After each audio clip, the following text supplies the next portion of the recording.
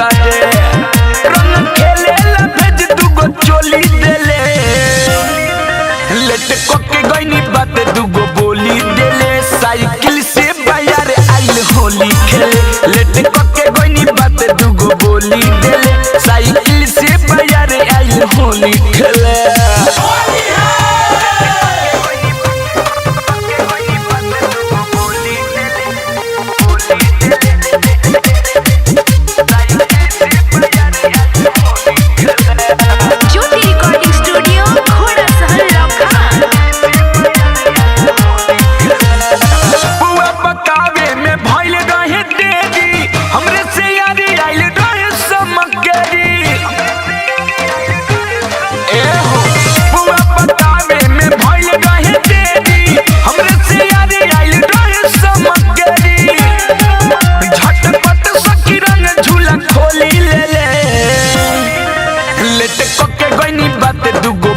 Cycle से बाजार आइल होली खेले लेट कोके गईनी बात दुगो बोली देले साइकिल से बाजार आइल होली खेले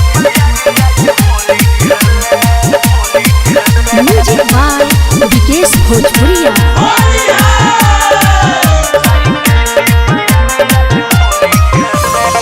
मिठू मिसाइल नबीन काला रंग देला आई तयन घेर देला या बेला मिठू मिसाइल नबीन काला रंग देला आई तयन घेर देला या बेला हल्ला भाई बोना तैला ओने टोली गेले लेट कोके गईनी बात दुगो बोली देले साइकिल से बाजार आइल होली खेले लेट कोके गईनी बात दुगो बोली देले साइकिल से बाजार आइल होली खेले होने पर हो गइल पालन पूरा सेट रे कहले होई फुलवरिए में भेंट रे रंग खेले ला भेज दुगो चोली देले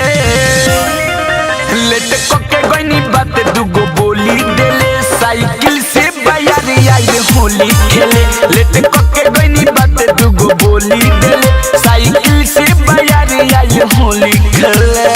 ज्योति रिकॉर्डिंग स्टूडियो घोड़ा सहन लखान।